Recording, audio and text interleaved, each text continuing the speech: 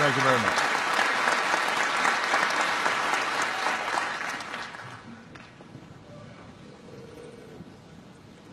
To President and Mrs. Bush, my friend, the Vice President, and Dr. Biden, Mayor Rawlings, Chief Spiller, clergy, members of Congress, Chief Brown. I'm so glad I met Michelle first because she loves Stevie Wonder.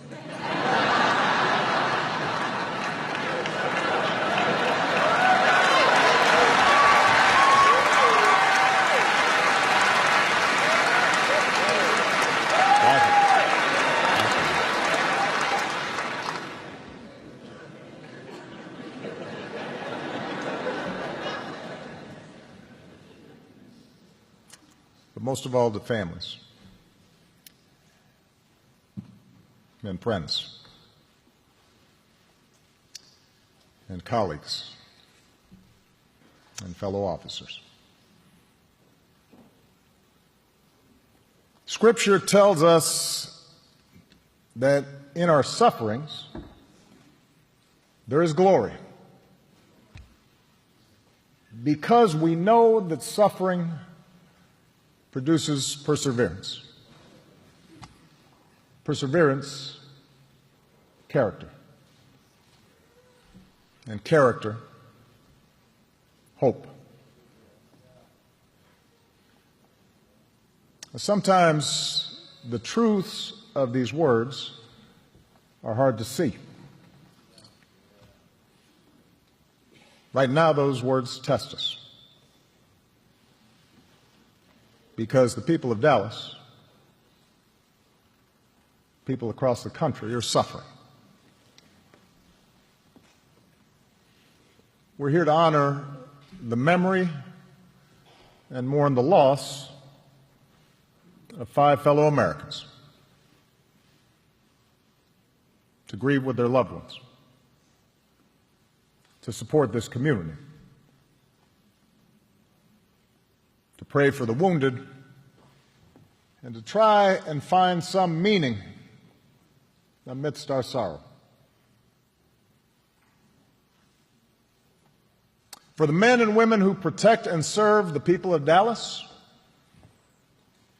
last Thursday began like any other day. Like most Americans, each day you get up, probably have too quick a breakfast, kiss your family goodbye, and you head to work. But your work and the work of police officers across the country is like no other. For the moment you put on that uniform, you have answered a call that at any moment, even in the briefest interaction, may put your life in harm's way. Lauren Aarons, he answered that call. So did his wife, Katrina. Not only because she was the spouse of a police officer, but because she's a detective on the force. They have 2 kids, and Lauren took them fishing and used to proudly go to their school in uniform. And the night before he died, he bought dinner for a homeless man. And the next night, Katrina had to tell their children that their dad was gone. And they don't get it yet, their grandma said.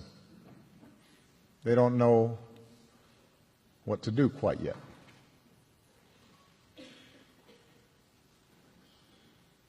Michael Kroll answered that call. His mother said, he knew the dangers of the job, but he never shied away from his duty. He came 1,000 miles from his home state of Michigan to be a cop in Dallas, telling his family, This is something I wanted to do. Last year, he brought his girlfriend back to Detroit for Thanksgiving, and it was the last time he'd see his family.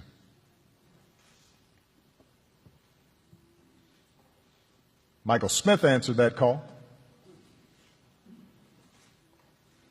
In the Army, and over almost 30 years working for the Dallas Police Association, which gave him the appropriately named Cops Cop Award. A man of deep faith. When he was off duty, he could be found at church or playing softball with his two girls. Today, his girls have lost their dad, for God has called Michael home.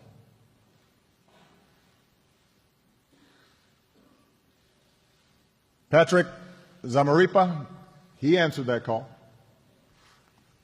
Just 32, a former altar boy who served in the Navy and dreamed of being a cop. He liked to post videos of himself and his kids on social media. And on Thursday night, while Patrick went to work, his partner Christy posted a photo of her and their daughter at a Texas Rangers game and tagged her partners so that he could see it while on duty. Brent Thompson answered that call. He served his country as a Marine. And years later, as a contractor, he spent time in some of the most dangerous parts of Iraq and Afghanistan. And then a few years ago, he settled down here in Dallas for a new life of service as a transit cop. And just about 2 weeks ago, he married a fellow officer. Their whole life together waiting before them.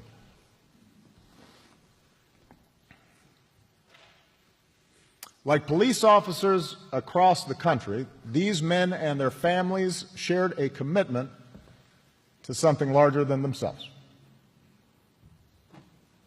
They weren't looking for their names to be up in lights. They'd tell you the pay was decent, but wouldn't make you rich. They could have told you about the stress and long shifts. And they'd probably agree with Chief Brown when he said that cops don't expect to hear the words thank you very often, especially from those who need them the most.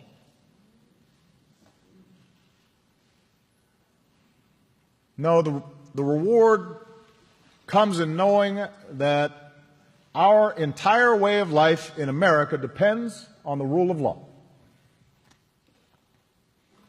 That the maintenance of that law is a hard and daily labor. That in this country we don't have soldiers in the streets or militias setting the rules. Instead, we have public servants, police officers, like the men who were taken away from us. And that's what these 5 were doing last Thursday.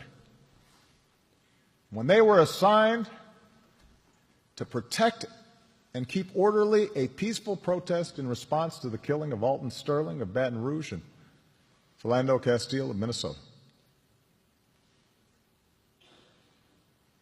They were upholding the constitutional rights of this country. For a while, the protests went on without incident.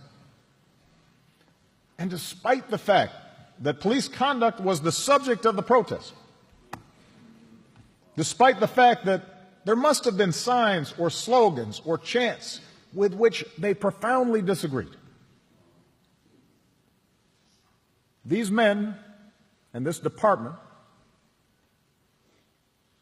did their jobs like the professionals that they were. In fact, the police had been part of the protest planning. Dallas PD even posted photos on their Twitter feeds of their own officers standing among the protesters. 2 officers, black and white, smiled next to a man with a sign that read, "No justice, no peace."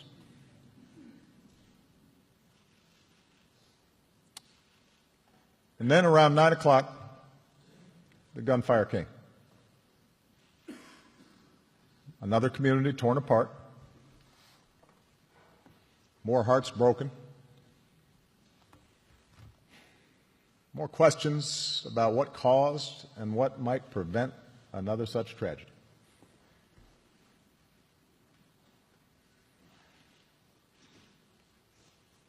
I know that Americans are struggling right now with what we've witnessed over the past week. First, the shootings in Minnesota and Baton Rouge, the protests, then the targeting of police by the shooter here. An act not just of demented violence, but of racial hatred. All of it's left us wounded and angry and hurt.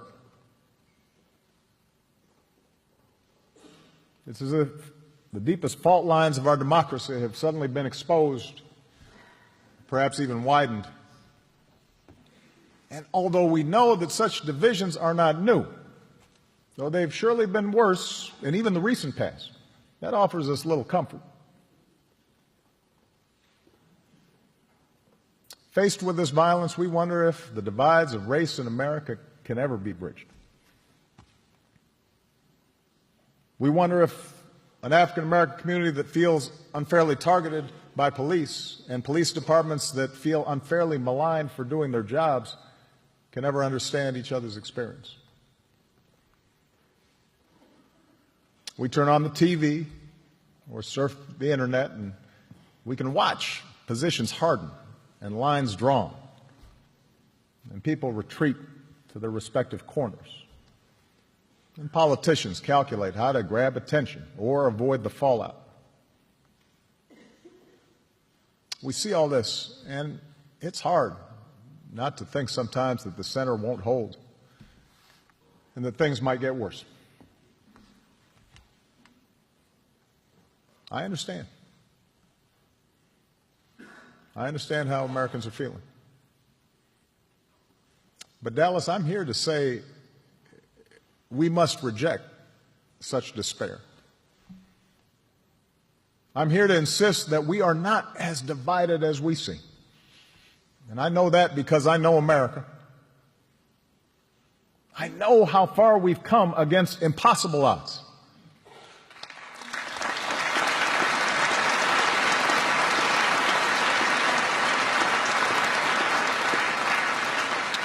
I know we'll make it because of what I've experienced in my own life, what I've seen of this country and its people, their goodness and decency as President of the United States. And I know it because of what we've seen here in Dallas, how all of you, out of great suffering, have shown us the meaning of perseverance and character and hope.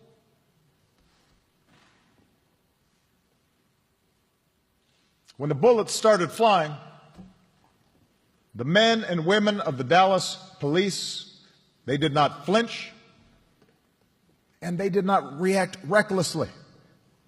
They showed incredible restraint. Helped in some cases by protesters, they evacuated the injured, isolated the shooter, saved more lives than we will ever know.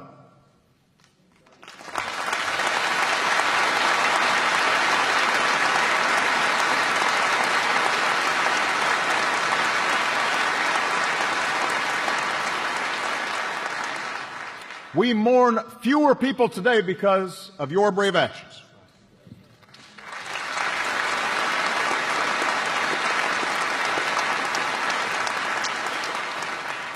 Everyone was helping each other, one witness said.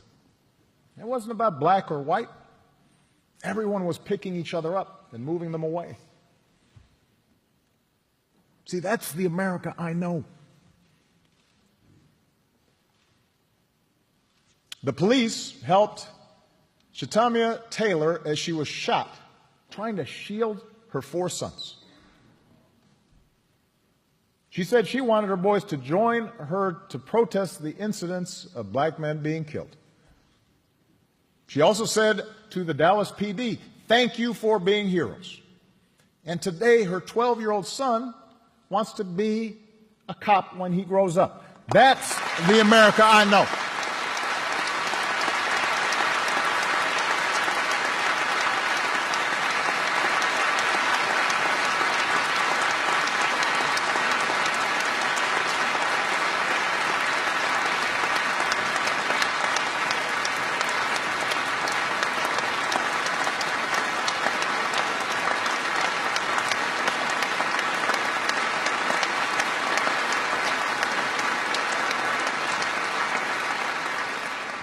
In the aftermath of the shooting, we've seen Mayor Rawlings and Chief Brown,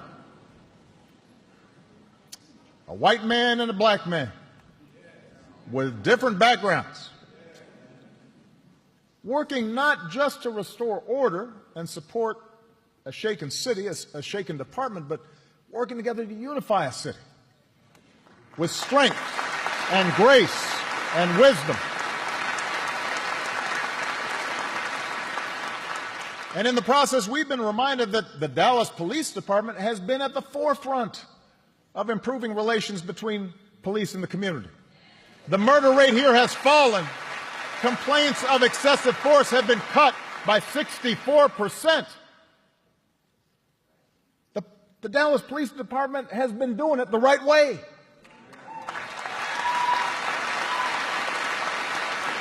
And so, Mayor Rawlings and Chief Brown, on behalf of the American people, thank you for your steady leadership. Thank you for your powerful example. We could not be prouder of you.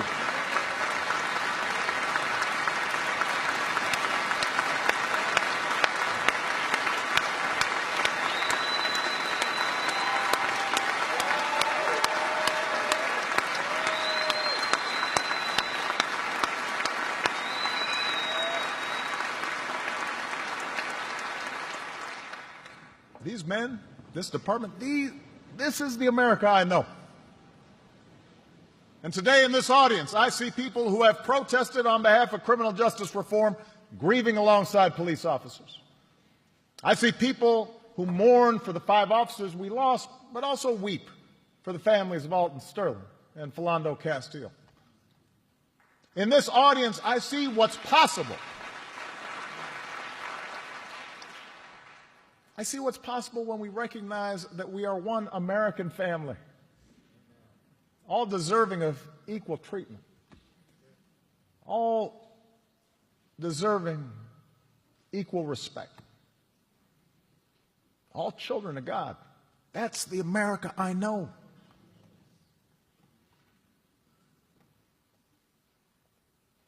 Now, I'm not naive. I have spoken at too many memorials during the course of this presidency. I've hugged too many families who've lost a loved one to senseless violence. And I've seen how a spirit of unity born of tragedy can gradually dissipate, overtaken by the return to business as usual, by inertia and old habits and expediency. I see how easily we slip back into our old notions because they're comfortable. We're used to them. I've seen how inadequate words can be in bringing about lasting change. I've seen how inadequate my own words have been. And so I'm reminded of a passage in John's Gospel. Let us love not with words or speech, but with actions and in truth. If we're to sustain the unity we need to get through these difficult times, if we are to honor these 5 outstanding officers who we lost, then we will need to act on the truths that we know. And that's not easy. It makes us uncomfortable. But we're going to have to be honest with each other and ourselves. We know that the overwhelming majority of police officers do an incredibly hard and dangerous job fairly and professionally. They are deserving of our respect and not our scorn.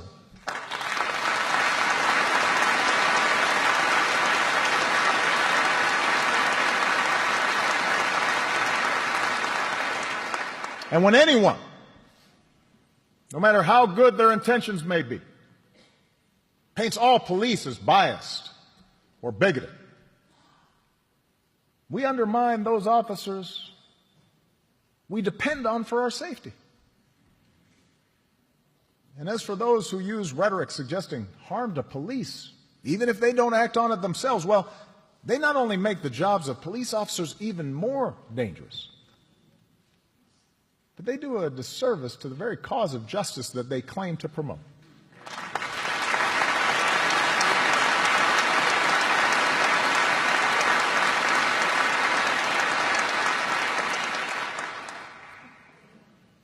We also know that centuries of racial discrimination, of slavery and subjugation and Jim Crow, they didn't simply vanish with the end of lawful segregation. They didn't just stop when Dr. King made a speech or the Voting Rights Act and the Civil Rights Act were signed. Race relations have improved dramatically in my lifetime. Those who deny it are dishonoring the struggles that helped us achieve that progress. But we know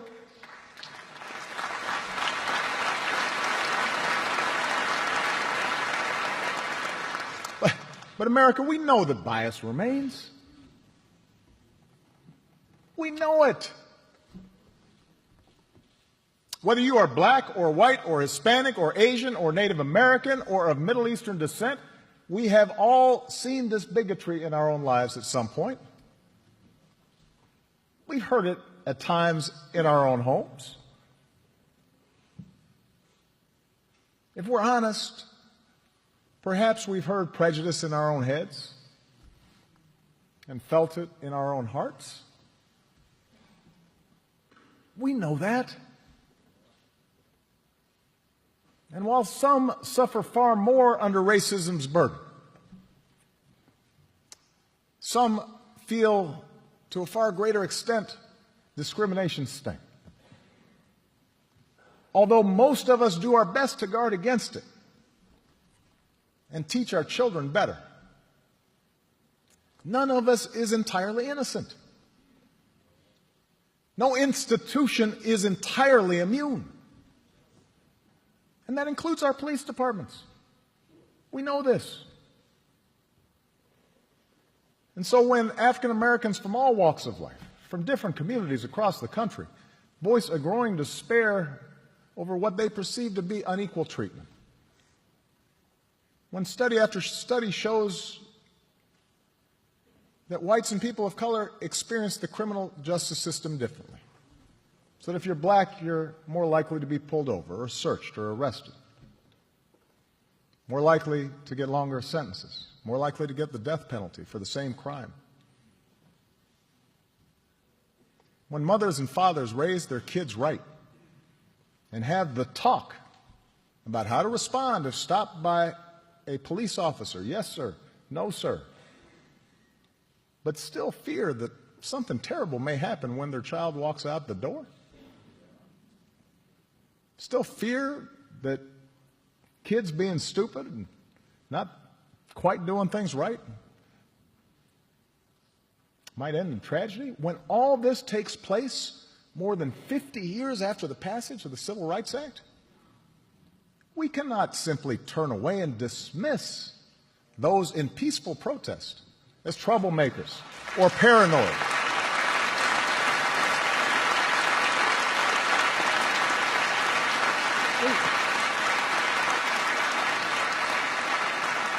We can't simply dismiss it as a symptom of political correctness or reverse racism.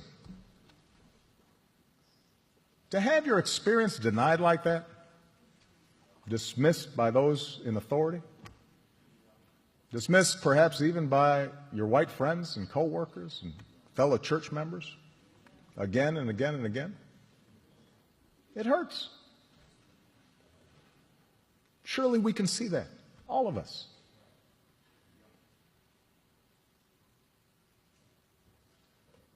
We also know what Chief Brown has said is true, that so much of the tensions between police departments and minority communities that they serve is because we ask the police to do too much and we ask too little of ourselves.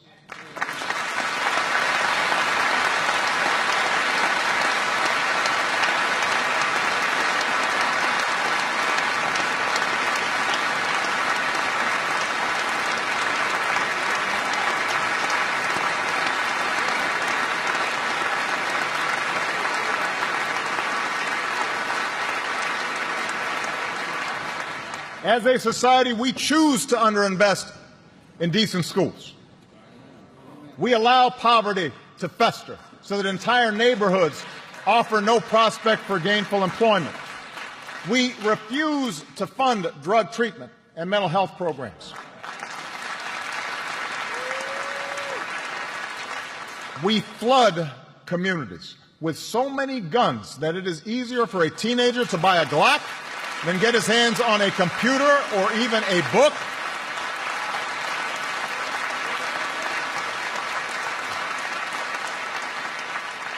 And then we tell the police, you're a social worker, you're the parent, you're the teacher,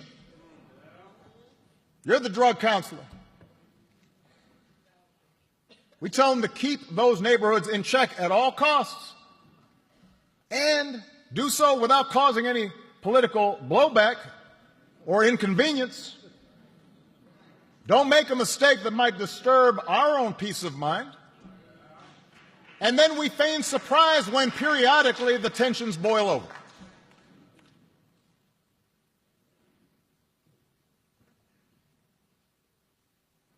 We know those things to be true. They've been true for a long time. We know it. Police, you know it. Protesters, you know it. You know how dangerous some of the communities where these police officers serve are. And you pretend as if there's no context. These things we know to be true. And if we cannot even talk about these things, if we cannot talk honestly and openly, not just in the comfort of our own circles, but with those who look different than us or bring a different perspective, then we will never break this dangerous cycle.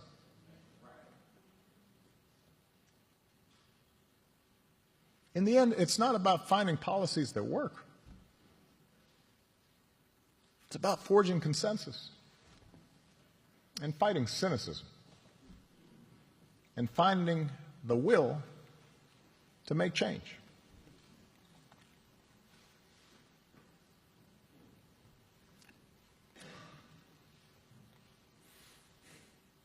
Can we do this? Can we find the character as Americans to open our hearts to each other? Can we see in each other a common humanity and a shared dignity and recognize how our different experiences have shaped us? And it doesn't make anybody perfectly good or perfectly bad. It just makes us human. I don't know. I confess that sometimes I too experience doubt. I've been to too many of these things. I've seen too many families go through this. But then I am reminded of what the Lord tells Ezekiel. I will give you a new heart, the Lord says, and put a new spirit in you. I will remove from you your heart of stone and give you a heart of flesh. That's what we must pray for, each of us. A new heart. Not a heart of stone, but a heart open to the fears and hopes and challenges of our fellow citizens. That's what we've seen in Dallas these past few days. And that's what we must sustain. Because with an open heart, we can learn to stand in each other's shoes and look at the world through each other's eyes. So that maybe the police officer sees his own son in that teenager with a hoodie who's kind of goofing off, but not dangerous. And maybe the teenager will see in the police officer the same words and values and authority of his parents.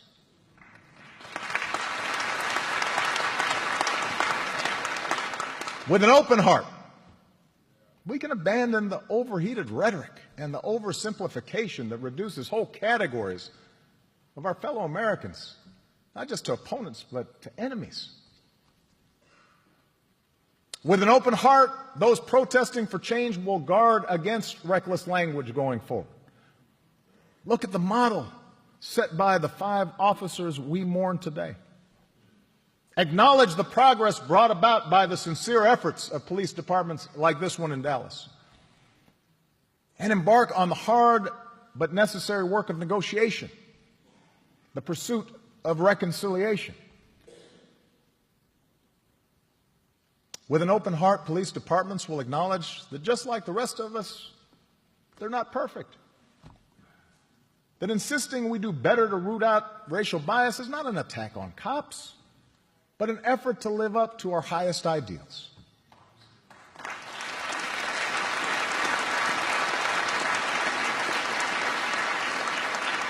And I understand these protests, I see them, they can be messy.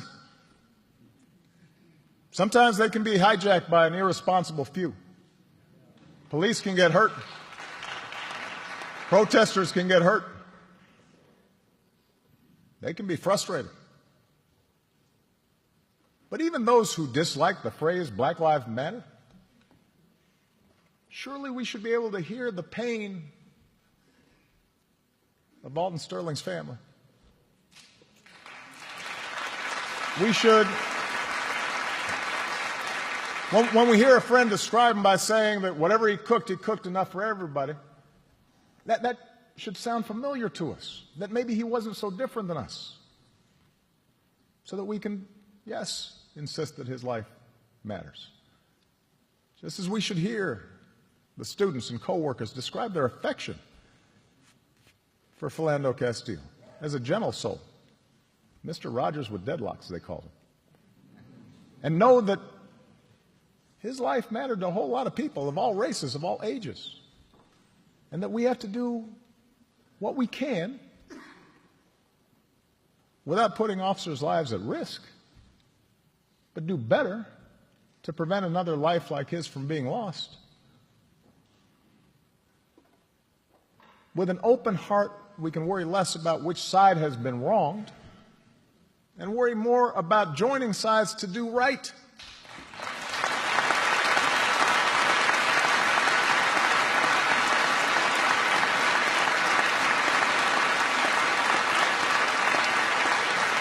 Because the vicious killer of these police officers, they won't be the last person who tries to make us turn on one another. The killer in Orlando wasn't, nor was the killer in Charleston. We know there is evil in this world. That's why we need police departments.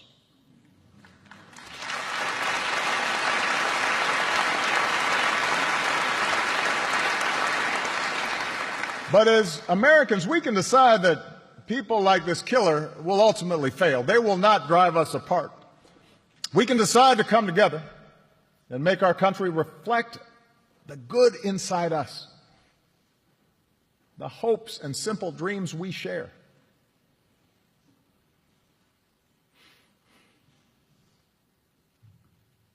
We also glory in our sufferings because we know that suffering produces perseverance.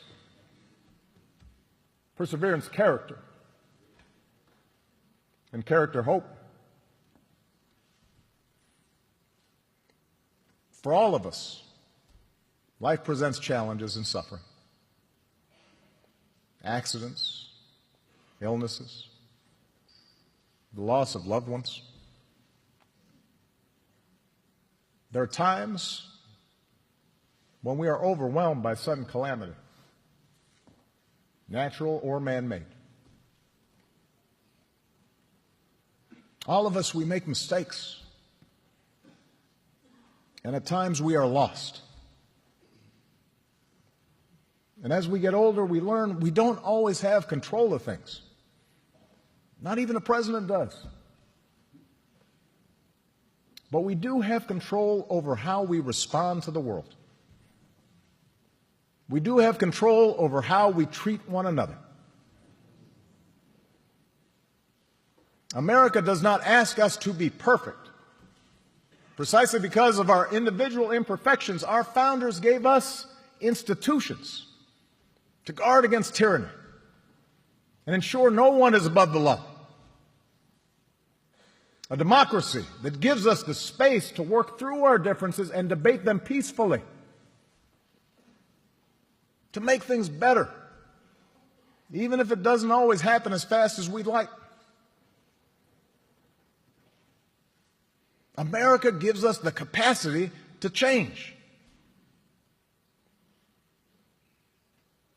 But as the men we mourn today, these 5 heroes knew better than most. We cannot take the blessings of this nation for granted. Only by working together can we preserve those institutions of family and community, rights and responsibilities,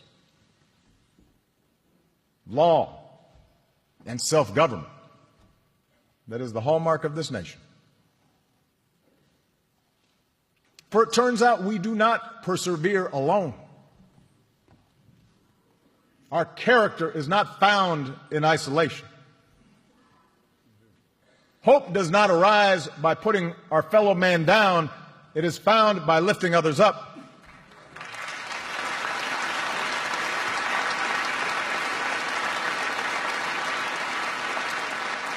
And that's what I take away from the lives of these outstanding men. The pain we feel may not soon pass, but my faith tells me that they did not die in vain. I believe our sorrow can make us a better country. I believe our righteous anger can be transformed into more justice and more peace. Weeping may endure for a night, but I'm convinced joy comes in the morning.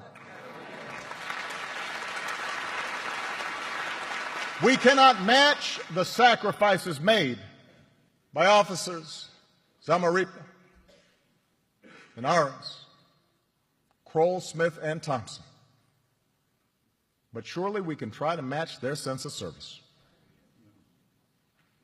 We cannot match their courage, but we can strive to match their devotion. May God bless their memory. May God bless this country that we love.